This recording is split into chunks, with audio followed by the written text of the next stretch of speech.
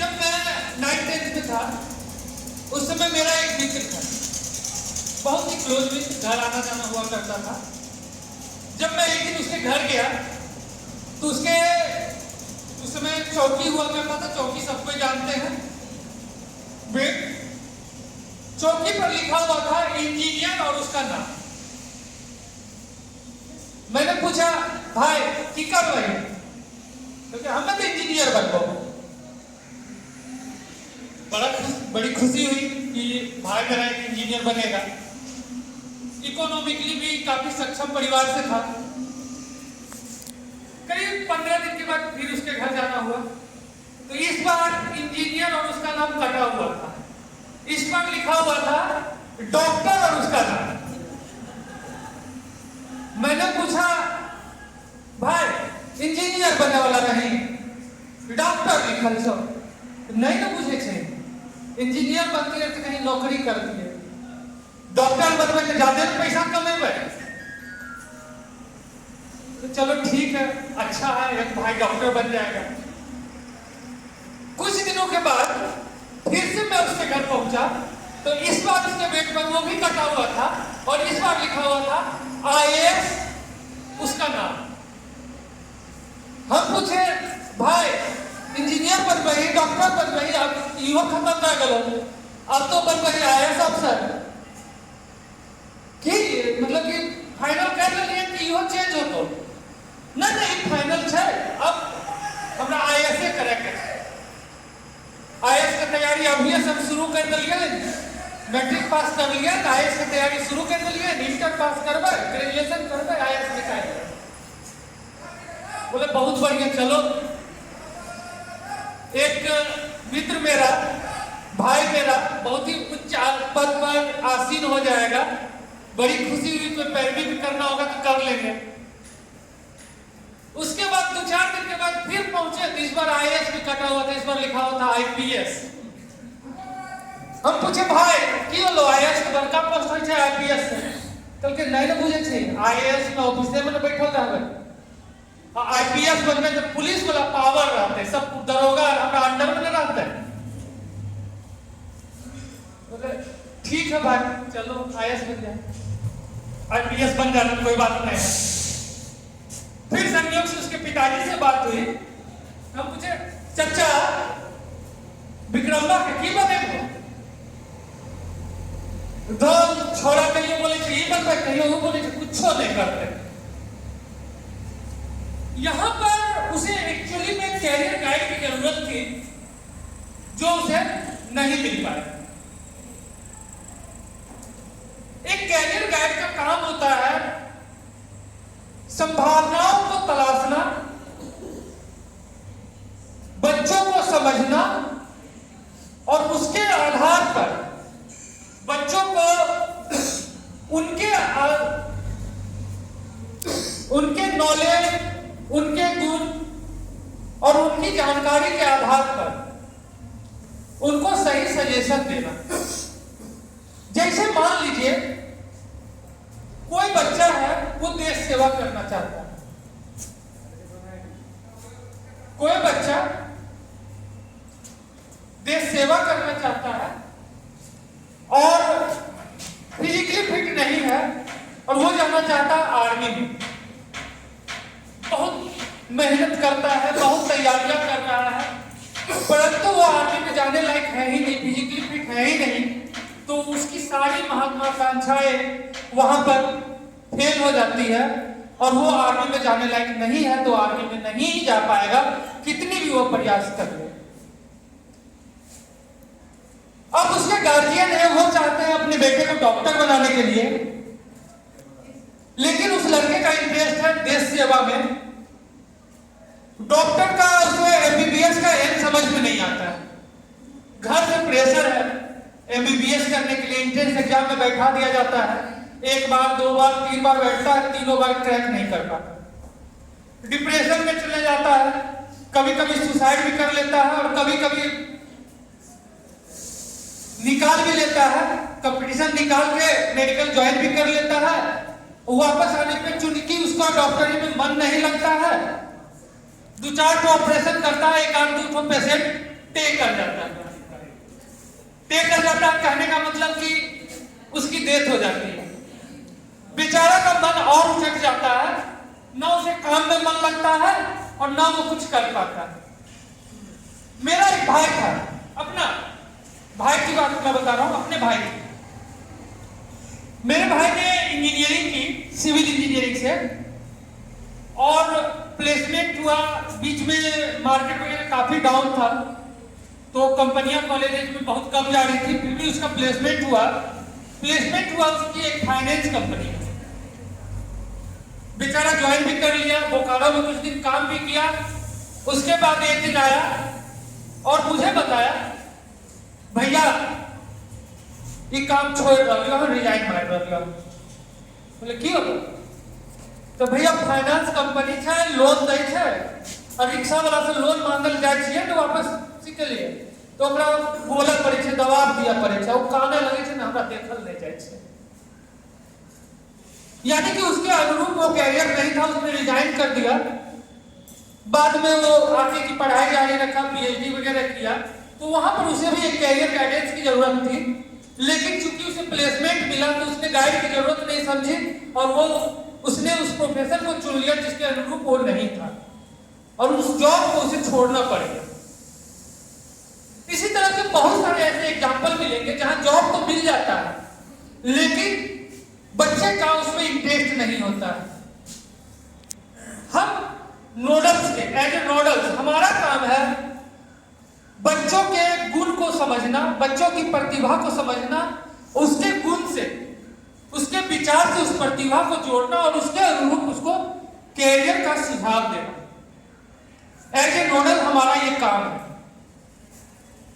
कुछ घटनाएं ऐसी होती है, आप लोग भी न्यूज़पेपर वगैरह में पढ़ते होंगे, हमारे बड़े भाई लोग भी हैं, तो आप लोगों ने भी कभी कभी न्यूज़पेपर वगैरह में पढ़ा होगा कि बच्चे इंजीनियरिंग और मेडिकल की तैयारी के लिए कोटा जाते हैं और बहुत सारे बच्चे वहां पर चले तो जाते हैं, तैयारी भी करते हैं, लेकिन जब इंजीनियरिंग और मेडिकल क्रैक नहीं होता है तो ऐसे बच्चे कई बार सुसाइड कर लेते हैं। अक्सर न्यूज़पेपर वगैरह में ये आता रहता है। बच्चे पढ़ने में काफी मेधावी होते हैं, अच्छे मार्क्स से इंटर पास करते हैं, अच्छे मार्क्स से मैथ पास करते हैं, बायोलॉजी में अच्छे मार्क्स लाते हैं, लेकिन कैरियर का प्रेशर उन पर इतना ज्यादा हो जाता है जिसके लिए वो तैयार नहीं होते हैं और वो गलत कदम उठा लेते हैं। यहां पर हमारा जो कैरियर गाइडेंस से तात्पर्य है वो यही है कि बच्चों को सही गाइड करना। मैं आप लोगों को एक वेबसाइट बता रहा हूं, ग्रुप में भी मैं भेज दूंगा,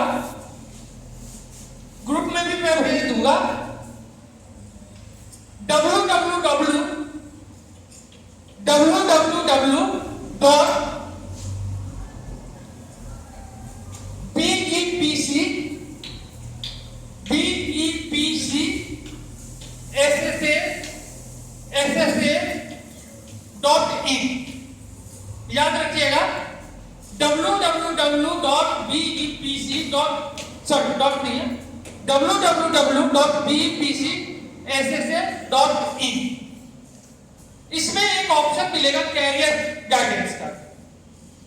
इस पर जब आप क्लिक करेंगे तब आपको 500 से ज्यादा कैरियर कार्ड्स मिलेंगे। हो सकता है आप लोग इसके बारे में जानते भी हो और कुछ लोग इस क्षेत्र में नए भी हो जिनको इसके बारे में जानकारी ना हो। जनरली जब हम ग्रामीण क्षेत्र में हैं, जिस क्षेत्र में हमें या तो टाउन की बात करते हैं या ग्राम की बात करते हैं, तो पेरेंट्स अपने बच्चे को जनरली 3 प्रोफेशन में डालना चाहते हैं।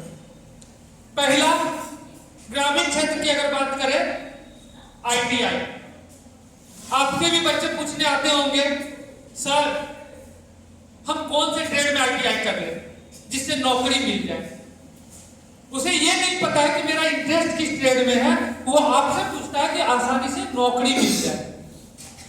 उसके बाद शहरी ट्रेड्स में जब हम पहुंचते हैं तो शहरी क्षेत्र में पेरेंट्स का दबाव होता है, या तो मेडिकल या इंजीनियरिंग। दूसरा आप ही बता देंगे, इंजीनियरिंग।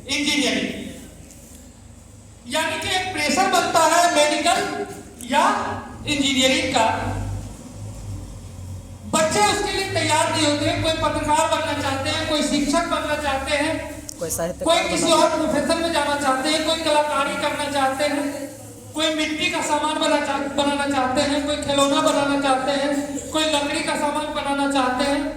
मतलब सभी का अपना अपना गुण होता है, लेकिन परिवेश ऐसा होता है कि फलाना का बेटा इंजीनियरिंग कर लेते, फलाना के बेटी डॉक्टर बन गए, हमार बेटा किया नहीं बनते, वो इतना कमाते, हमार बेटा तक कम किया कमाते, हमार बेटी तक कम किया कमाते।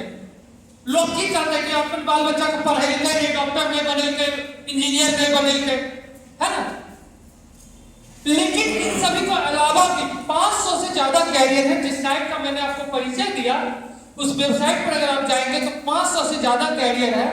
आप अपने बच्चे के इंटरेस्ट के अनुरूप उन 500 कैरियर में से कोई एक चुन सकते हैं। उन 500 कैरियर में से कोई एक आप अपने बच्चे के अनुरूप चुन सकते हैं। और एक बच्चे को उनके माँ बाप से भी ज्यादा अगर कोई समझता है तो वो एक शिक्षक होता है, वो आप और हम होते हैं। क्योंकि घर में बच्चा होता है दुलारू, चाहे वो मेरा हो या आपका हो, और उसकी गलतियों को भी अनदेखी की जाती है। हम भी करते हैं, आप भी करते होंगे, कभी कभी गुस्से में पिटाई भी कर देते होंगे। जहां पर उसका टैलेंट होता है, जहां 4 बार आकर आपके साथ जिद करता है कि हमको ये करना है, आप उस समय किसी और मूड में होते हैं तो बच्चे को पनिशमेंट दे देते हैं, उसे समझ नहीं पाते। लेकिन विद्यालय एक ऐसा जगह है जहां पर बच्चे की शरारत के माध्यम से भी आप बच्चे को जानते हैं, बच्चे को समझते हैं।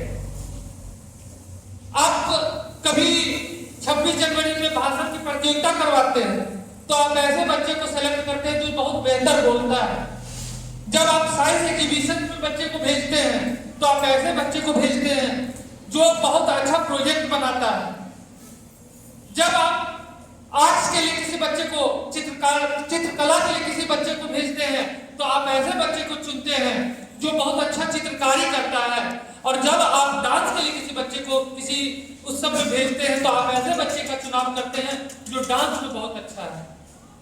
कुल मिलाकर मेरा कहने का तात्पर्य है कि बच्चे को एक शिक्षक से ज्यादा उसके पेरेंट्स भी नहीं समझ पाते हैं।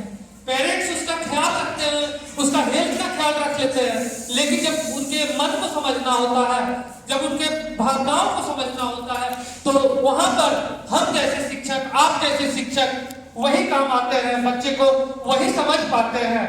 और इसीलिए इस कैरियर गाइडेंस की जिम्मेदारी आपको और हमें दी गई है एज ए नोडल शिक्षक अपने विद्यालय में बच्चों को परखने की और बच्चों को उसके अपने अनुभव के हिसाब से, उसके नॉलेज के हिसाब से, उसके इच्छा के हिसाब से एक अच्छा विकल्प चुनने के लिए, एक अच्छा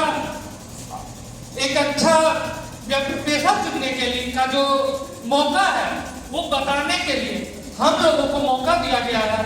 तो हम लोगों को जो है विद्यालय जाना है और विद्यालय में बच्चों को उनके नॉलेज के हिसाब से, उनकी इच्छा के हिसाब से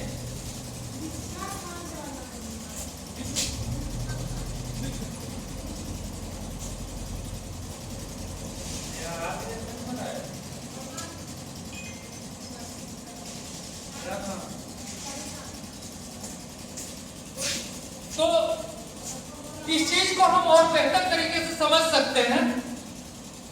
मुझे लगता है कि मैंने जितना बताया है समझाने के लिए पर्याप्त है। इसको और बेहतर तरीके से समझने के लिए हम लोग एक रोल प्ले करेंगे। हम लोग 3 ग्रुप बनाएंगे जिसमें तीनों ग्रुप को अपने हिसाब से शिक्षक बनना है, छात्र बनना है, शिक्षक बनना है, छात्र बनना है और पेरेंट्स बनना है। और यहां पर आके मैंने आपको शुरू में ही बताया था कि इसमें आपको अपने अन्य कला को भी उजागर करने का मौका मिलेगा। तो यहां पर आके आप लोगों को एक्ट करके, रोल प्ले करके एक पारदर्शिता के साथ समझाना है कि कैरियर गाइडेंस आप क्या कर सकते हैं। आप उसको एक रोल प्ले के माध्यम से बताएंगे। तो मैं ग्रुप बांट देता हूं। पहले रो में जो भी जेंट्स और लेडीज